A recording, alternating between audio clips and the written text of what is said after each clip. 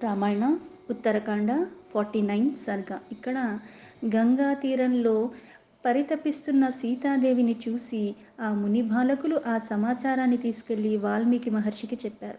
ఆ ముని అక్కడికి చేరి ఆమెని ఓదారుస్తూ ఆమెను సేవించటానికే మునిపత్నులకి ఆదేశాన్నిస్తాడు వాల్మీకి మహర్షి.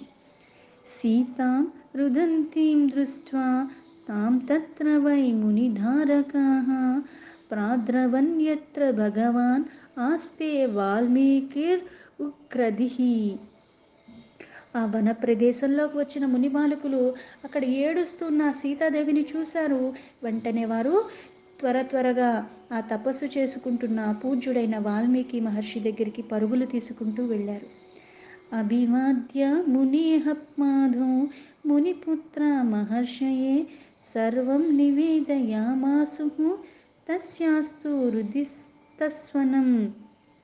ఆ తపస్వి పాదాలకి నమస్కరించి వారు అక్కడ ఒక స్త్రీ ఏడుస్తున్న ఆ ధ్వని గురించి, ఆమె ఇంతలాగా ఏడుస్తుందని ఆ మహర్షికి పూర్తిగా వివరించి చెప్పారు.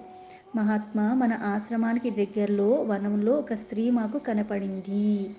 అదృష్ట పూర్వా భగవన్ కశ్యాప్యేషా మహాత్మనః పత్ని శ్రీరివా సమ్మోహాత్ వీరౌతి వికృతాననా. భగవన్ సాధు పశ్యత్వం దేవతామివ కాచ్యుతాం వత్యాస్తు తీరే భగవన్ వరస్త్రీ కాపి దుఃఖిత. ఆమె సాక్షాత్తు లక్ష్మీదేవిలాగా కనపడుతుంది. అలాంటి ఆమెను ఇదివరలో మేము ఎప్పుడూ చూడలేదు. ఆమె ఎవరి భార్యో మాకు తెలియదు. కానీ బాధలో ఏడుస్తూ ఆవిడ ముఖమంతా కూడా కన్నీరుతో నిండిపోయి ఉన్నది. పూజ్యుడైన మహాత్మా, ఆకాశం నుంచి దిగి వచ్చిన ఒక దివ్య భామినిలాగా కనపడుతుంది ఆ స్త్రీ మాకు. నువ్వు కూడా వచ్చి చూడు అని ఆ వాల్మీకి మహర్షికి చెప్పారు ఆ ముని బాలకులు. మీరు కూడా వచ్చి చూడండి, ఆవరెవరో మాకు తెలీదు. దృష్ట్వాస్మాభిః ప్రారుదితా దృఢం శోకపరాయణ అనర్హ దుఃఖ శోకాభ్యాం ఏకా దీన్యాః నాధవతు. అక్కడ చాలా ఏడుస్తూనే ఉంది, గోడుమంటూ ఏడుస్తూ ఆమెను మేము చూసాము. ఆదుకున్న వారు ఎవ్వరూ లేక దీనాతి దీనంగా అక్కడ ఒంటరిగా పాపం కుమిలిపోయి ఏడుస్తుంది. ఆ మహాత్మురాలికి ఏమాత్రము కూడా అలా ఏడవకంటే ఎంతో దివ్య రూపం పొంది ఉంది. అలాంటిది ఆమె పాపం ఎంతో దుఃఖానికి లోన ఏడుస్తుంది. అటువంటి వాళ్ళు ఏడవకూడదు కదా అని. నహ్యేన మానుషీం విద్మః సత్క్రియాస్యాః ప్రయుజ్యతాం ఆశ్రమస్య విదురే చాత్వామియం శరణం గత. త్రాతారం ఇచ్చతే సాధ్వి భగవం స్త్రాతుమర్హసి. ఆమె మనుష్యకాంత కాకపోవచ్చేమో, మాకు దివ్య స్త్రీలాగా అనిపిస్తుంది. ఆమెకు తోడ్పడితే ఎంతో మంచిదని అనుకుంటున్నాము. ఆమెను మన ఆశ్రమానికి సమీపంలో శరణు ఇద్దామా? రక్షించు వారి కొరకు పాపం వేచి చూస్తున్నట్టుంది. పూజ్య మహర్షి, ఆ సాధ్విని కాపాడు అని చెప్పి ఈ ముని బాలకులు చెప్పారు. తేషాం తు వచనం శ్రుత్వా బుద్ధ్యా నిశ్చిత్య ధర్మవిత్ తపసా లప్తచక్షుష్మాన్ ప్రాద్రావ్యద్యత్ర మైథిలి. తప ప్రభావంతో దివ్య దృష్టి కలిగిన ఆ వాల్మీకి మహర్షి ధర్మవేత్త. వారి మాటలు విన్నంతనే ఆమె ఆదుకొనటానికి నిశ్చయించుకున్నాడు.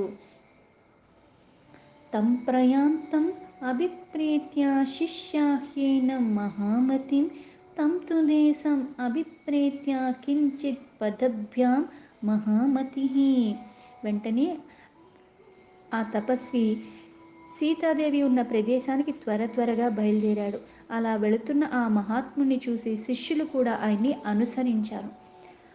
ఆర్ఘ్యమాదాయ రుచిరం జాహ్నవీ తీరమాగమత్ దదర్శ రాఘవస్యేష్టాం సీతాం పత్నిం అనాథవత్.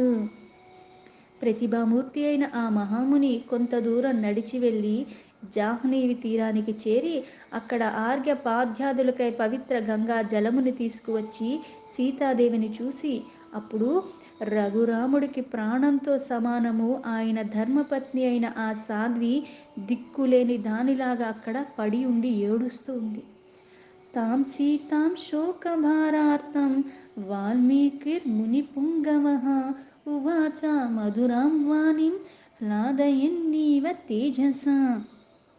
మునిశ్రేష్ఠుడైన వాల్మీకి శోకభారంలో కృంగిపోయి ఉన్న సీతాదేవిని తన తేజ ప్రభావంలో ఆహ్లాదపరచుచున్న వానిలాగా ఆమెతో ఇట్లా మళ్ళీ మధురమైన మాటలు మాట్లాడుతున్నాడు.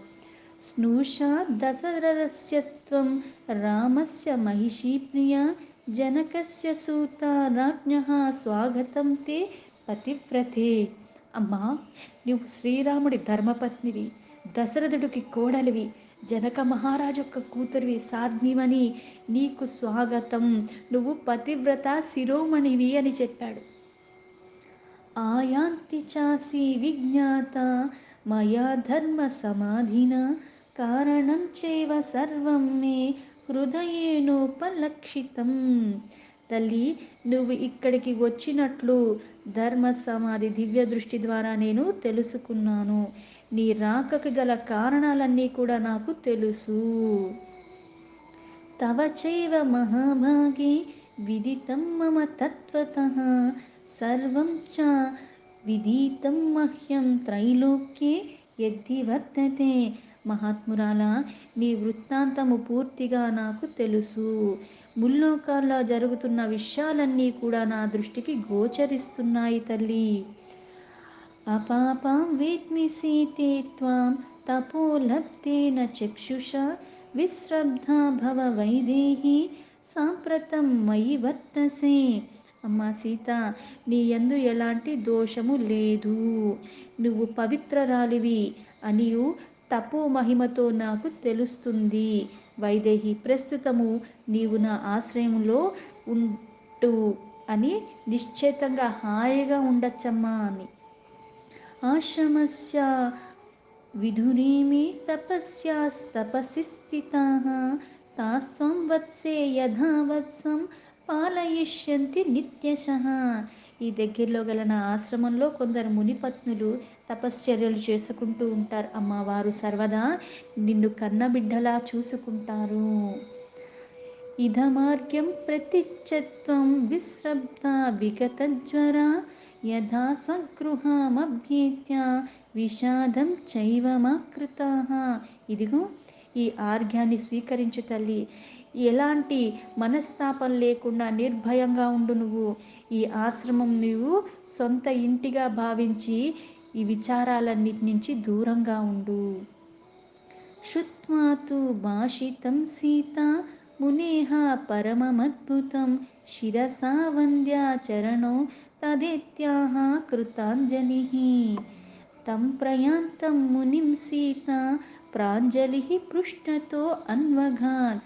ఆ మహర్షి చెప్పిన అద్భుతమైన మాటలు విని సీతాదేవి ఆయనకి మళ్ళీ నమస్కరించి ఆ మహాత్ముడు యొక్క పాదపద్మాలకి శిరస్సు వంచి నమస్కరించి అలానే అని చెప్పింది.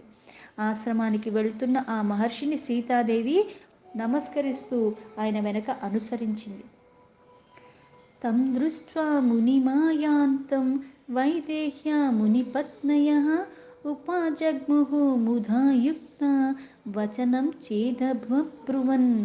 స్వాగతం తే మునిశ్రేష్ఠ చిరస్య గమనం చ తే అభివాద్యాయామస్త్వాం సర్వా ఉచ్యతాం కిం చ కుర్మహే.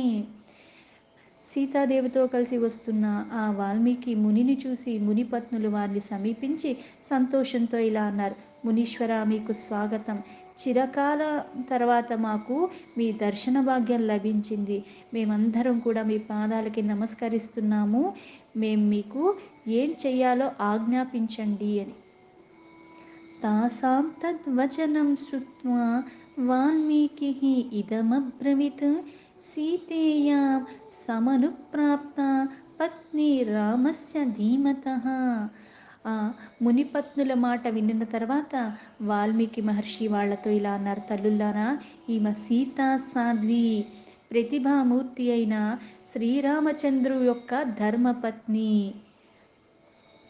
స్నూషా దశరథస్యేష జనకస్య సుతా సతి అపాప పతినా త్యక్తా పరిపాల్య మయా సదా.